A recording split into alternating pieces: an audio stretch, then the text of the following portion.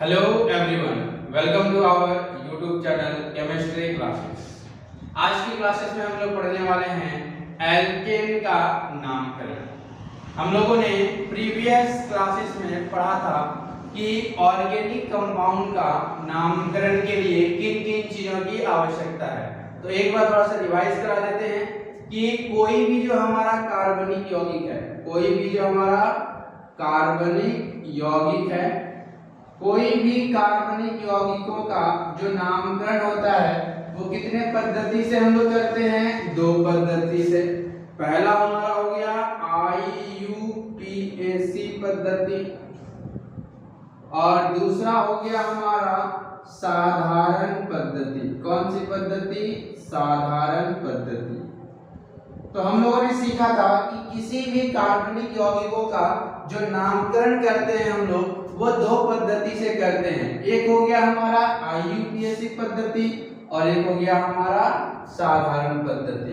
तो हम लोगों का जो IUPAC पद्धति में नामकरण करते थे उसके लिए तीन चीजों की आवश्यकता पड़ती थी। किसके किसकी? Word root, prefix and suffix.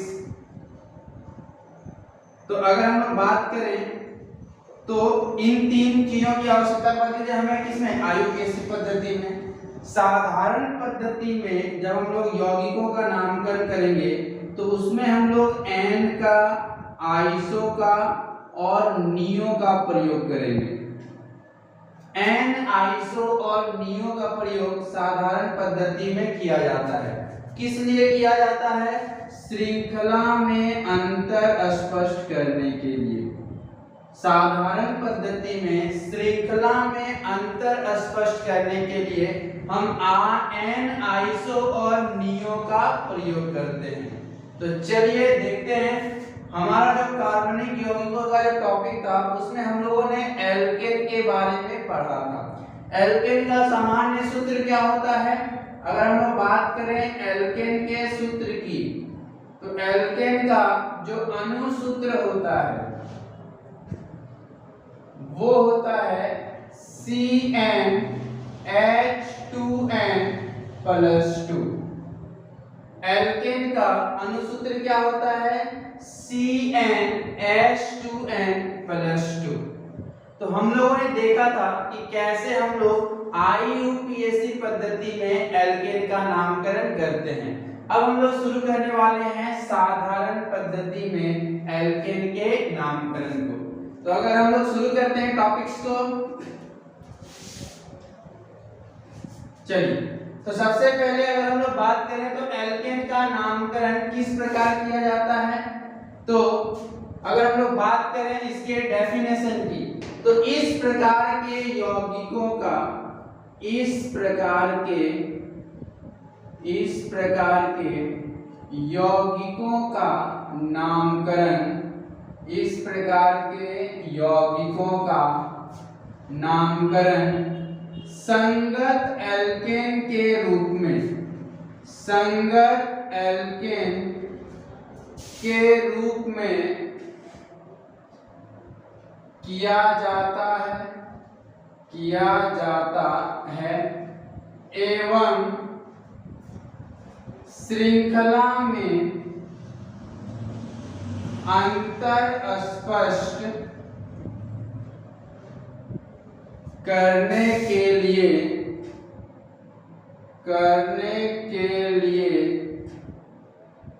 N, iso एवं नियो शब्द का प्रयोग किया जाता है। तो बात करते हैं हम लोग सबसे पहले तो रूल्स की। तो सबसे पहले किसी भी कार्बनिक यौगिक, अगर हमारे पास एल्केन है, अगर हमारे पास क्या है? एल्केन है, तो एल्केन का सूत्र तो हो गया CnH2n+2। अब साधारण पद्धति में, कौन सी पद्धति में? यहाँ नाम देना होगा साधारण पद्धति। इसको हम लोग मिटा देते हैं।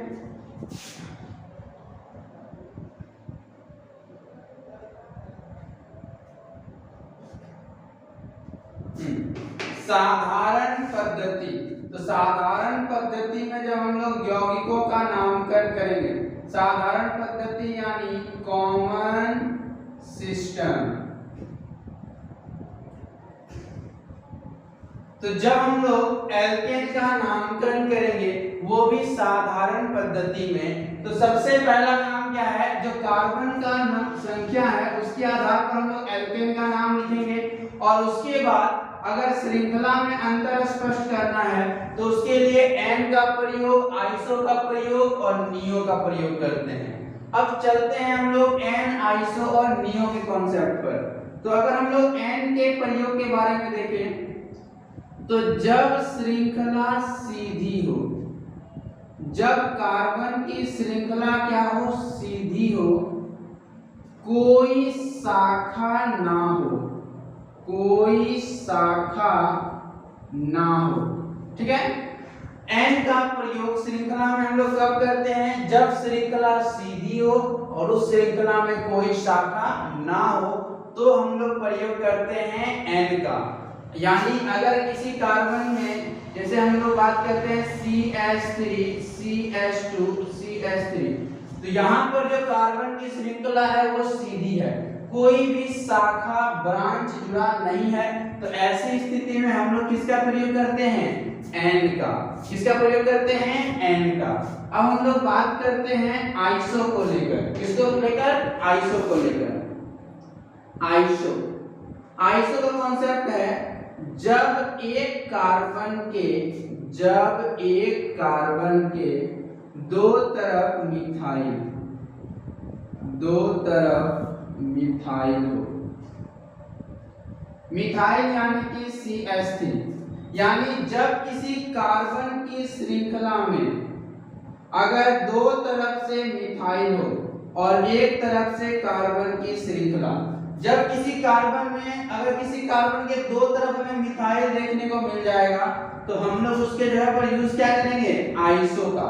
लेकिन यहाँ एक कारण है, इसमें जो कार्बन के पास दो मिथाइल होगा वो कार्बन मैक्सिमम 3 ही बॉन्ड बना सकता है, 3 से ज्यादा बंद नहीं बना सकता है। और अगर हम लोग बात करते हैं नियो के कॉन्सेप्ट की, किसकी बात करते हैं, नियो के कॉन्सेप्ट की, तो नियो का कॉन्सेप्ट बड़ा ही सिंपल है। एक कार्बन के चारों तरफ कार्बन, एक कार्बन के चारों तरफ कार्बन, यानी जब हमारे पास एक कार्बन के चारों तरफ कार्बन हो उस समय श्रृंखला में अंतर के लिए हम लोग शब्द का प्रयोग करते हैं नियो। जैसे हो गया हमारा CH3, CH3, CH3, CH3। इस क्वेश्चन को देखते हैं। इस क्वेश्चन में एक कार्बन के चारों तरफ कार्बन है, तो श्रृंखला में अंतर के लिए हम लोग कौन से शब्द का प्रयोग करेंगे, नियो शब्द का। तो हम लोगों ने साधारण पद्धति में एल्केन के नामकरण का फॉर्मूला देखा। क्या है, सबसे पहला कि नामकरण करना है संगत एल्केन के रूप में, और जब श्रृंखला में अंतर स्पष्ट करना है तो एन का प्रयोग कर सकते हैं, आइसो का प्रयोग कर सकते हैं और नियो का प्रयोग कर सकते हैं। जब श्रृंखला सीधी हो तो एन का प्रयोग होगा, जब एक कार्बन के दो तरफ मिथाइल आइसो का प्रयोग होगा, और जब एक कार्बन के चारों तरफ कार्बन उस समय नियो का प्रयोग होगा। किसका प्रयोग होगा, नियो का। तो चलिए अब हम लोग चलने वाले हैं इसके एग्जांपल्स की, कि एल्केन का साधारण पद्धति में नामकरण किस प्रकार किया जाता है।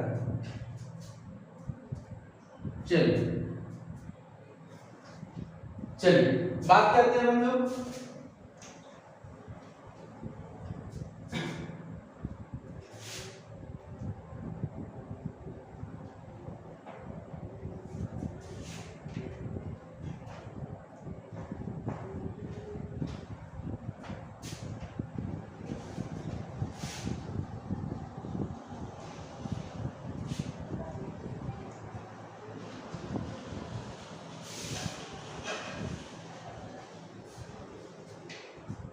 चलिए अब हम लोग बात करते हैं साधारण पद्धति में एल्केन का नामकरण। तो सबसे छोटा जो एल्केन है उसको हम लोग बोलते हैं CH4, ये हो गया हमारे एक कार्बन का एल्केन। और एक कार्बन के लिए सबसे पहले हम लोग मूल शब्द के बारे में चर्चा कर लेते हैं।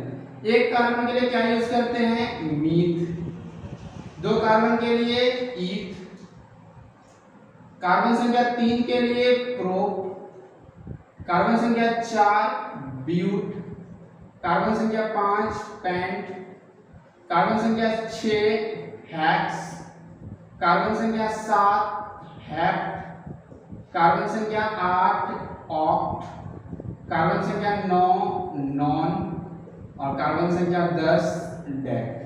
तो ये हो गया हम लोग कार्बन की संख्या के बदले शब्द का प्रयोग करते हैं। इन्हीं को हम लोग कहते हैं मूल शब्द। क्या कहते हैं? मूल शब्द। तो बात करते हैं हम लोग एक कार्बन के एल्केन का नामकरण। एक कार्बन का नाम होता है मीथ। एक कार्बन का क्या होता है? मीथ। और मीथ के साथ अब हम लोग जोड़ने वाले हैं सिंगल बॉन्ड के लिए शब्द का प्रयोग करते हैं ANE। तो यौगिकों का जो हमारा नाम हो गया वो क्या हो गया? मीथेन। क्या नाम हो गया? मीथेन। अब अगर हम लोग बात करते हैं दो कार्बन को लेकर, किसको लेकर? दो कार्बन को लेकर, CH3 सिंगल बॉन्ड CH3, ये दो कार्बन का एल्केन है। कितने कार्बन का एल्केन है? दो कार्बन का एल्केन। अब दो कार्बन के लिए कौन सा शब्द यूज करते हैं? ईथ। और उसके साथ लगा देंगे ANE। नाम क्या हो गया? इथेन। क्या नाम हो गया? इथेन। अब हम लोग बात करते हैं नंबर ऑफ कार्बन, हम लोग इंक्रीज करते हैं। 3 कार्बन आ गया हमारे पास। कितना कार्बन आ गया? 3 कार्बन आ गया। अब 3 कार्बन के लिए हम लोग शब्द का प्रयोग करते हैं प्रो। और सिंगल बॉन्ड है तो ANE। तो नाम क्या हो गया? प्रोपेन। क्या नाम हो गया? प्रोपेन। अब 3 कार्बन से हम लोग श्रृंखला में अंतर स्पष्ट करने के लिए N-आइसोनियो का प्रयोग करेंगे। तो 3 कार्बन है और तीनों का कार्बन सीधा है, कोई शाखा नहीं है, तो हमारा आंसर क्या हो जाएगा? N propane. क्या हो जाएगा? N propane. अब बात करते हैं हम लोग next CH3 CH2 CH2 CH3। हमारे पास कितना कार्बन है? 4 कार्बन है। और 4 कार्बन के लिए हम लोग यूज करते हैं ब्यूट। और सिंगल बॉन्ड रहेगा तो ANE। नाम क्या हो गया? ब्यूटेन। अब ये शाखा कैसी है? सीधी है। तो कौन सा ब्यूटेन? N butane. कौन सा ब्यूटेन? N butane. चलिए अब हम लोग बात करते हैं नेक्स्ट क्वेश्चन की। CH3 CH CH3 CH3। अब देखिए इस बार जो हमारा कार्बन है, साधारण पद्धति में एक खास नियम है, जितना कार्बन है टोटल कार्बन को काउंट करना है, यानी किसी कार्बन को छोड़ना नहीं है। तो टोटल कार्बन को गिनते हैं। 1 carbon, 2 carbon, 3 carbon, 4 carbon. 4 carbon का हमारा नाम हो गया ब्यूट। और सिंगल बॉन्ड है सब में तो ANE। ब्यूटेन हो गया। अब ये कैसा ब्यूटेन है?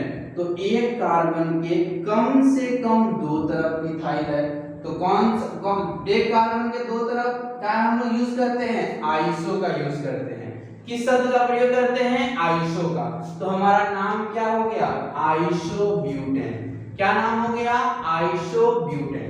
चलिए नेक्स्ट हम लोग बात करते हैं। उम्मीद है कि इसमें से कोई भी डाउट्स नहीं होगा।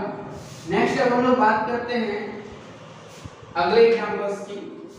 CH3 CH2 CH2 CH2 CH3। हमारे पास 5 कार्बन है। कितना कार्बन है? 5 कार्बन। और 5 कार्बन के लिए हम लोग शब्द यूज करते हैं पेंट। और सिंगल बॉन्ड है तो पेंटेन नाम हो गया। क्या नाम हो गया? पेंटेन। अब ये श्रृंखला सीधी है, कोई शाखा नहीं है, तो कैसा पेंटेन है? Normal pentane. और जब श्रृंखला सीधी होती है N का प्रयोग किया जाता है। किसका प्रयोग किया जाता है? N का प्रयोग। तो हमारा नाम हो गया N पेंटेन। चलिए नेक्स्ट हम लोग बात करते हैं CH3 CH CH3 CH2 CH3। अब हम लोग बात करते हैं यहाँ पर कितने कार्बन है, तो टोटल कार्बन को गिनना है। 1 2 3 4 5, 5 कार्बन के लिए हम लोग यूज करते हैं पेंटेन। अब जो ये 5 कार्बन है पेंटेन, कैसा पेंटेन है, तो नॉर्मल तो नहीं है क्योंकि एक शाखा इसमें जुड़ गया है।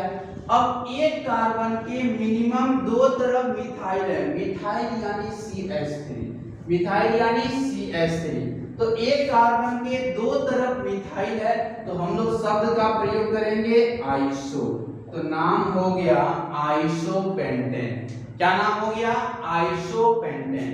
अब हम लोग बात करते हैं नेक्स्ट क्वेश्चन की, CH3।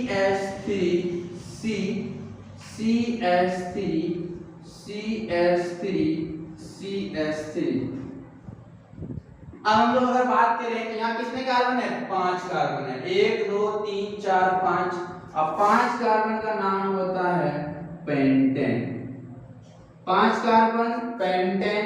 और अब हम लोग यहाँ जो प्रयोग करने वाले हैं, एक कार्बन के चारों तरफ कार्बन है, और जब एक कार्बन के चारों तरफ कार्बन हो तब हम लोग शब्द का प्रयोग करते हैं नियो।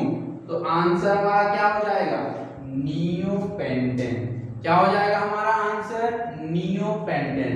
तो हम लोगों ने देखा कि जब श्रृंखला सीधी थी हम लोगों ने एन का प्रयोग किया, जब एक कार्बन के 2 तरफ मिथाइल था आइसो का प्रयोग किया, एक कार्बन के 3 तरफ मिथाइल था नियो का प्रयोग किया।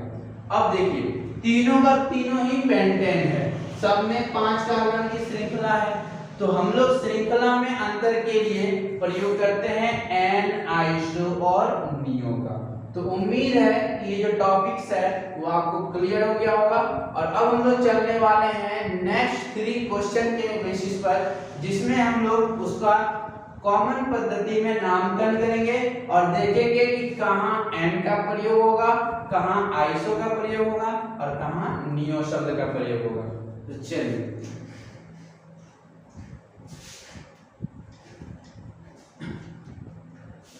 बात करते हैं हम लोग CH3 CH2 CH2 CH2 CH2 CH3। हमारे पास कितना कार्बन है, 6 कार्बन है, 1 2 3 4 5 6 कार्बन का नाम क्या होता है, हेक्सेन। और नॉर्मल है तो क्या हो जाएगा, एन हेक्सेन। क्या हो जाएगा नाम, एन हेक्सेन। नेक्स्ट बात करते हैं CH3 CH CH3 CH2 CH2 CH3। अब देखिए यहाँ पर कितने कार्बन टोटल, 1 2 3 4 5 6 कार्बन यानी कि हेक्सेन, 6 कार्बन यानी कि हेक्सेन। अब ये कैसा हेक्सेन है, तो एक कार्बन के 2 तरफ मिथाइल है, तो कैसा हेक्सेन हो गया, आइसो। तो नाम क्या हुआ हमारा, आइसोहेक्सेन। नेक्स्ट हम लोग बात करते हैं CH3 CH2 CH3 CH3 CH3। अब हम लोग बात करते हैं इसकी, तो कॉमन पद्धति है तो सारे कार्बन को गिनना है, 1 2 3 4 5 6 कार्बन हो गया हमारा हेक्सेन, 6 कार्बन हो गया हमारा हेक्सेन। और हेक्सेन कैसा है, तो एक कार्बन के चारों तरफ कार्बन है यानी कि नियो है, तो आंसर हो गया हमारा नियो हेक्सेन। क्या हो गया हमारा आंसर, नियो हेक्सेन। तो हम लोगों ने देखा कि किस प्रकार हम लोग एल्केन का आसानी तरीके से उसका नामकरण कर सकते हैं। तो चलिए नेक्स्ट चलते हैं हम लोग नेक्स्ट सेशन में। चलिए नेक्स्ट अब हम लोग बात करते हैं इसी के बेसिस पर एन, आइसो और नियो के कॉन्सेप्ट के बेसिस पर नेक्स्ट क्वेश्चन को बनाने वाले हैं।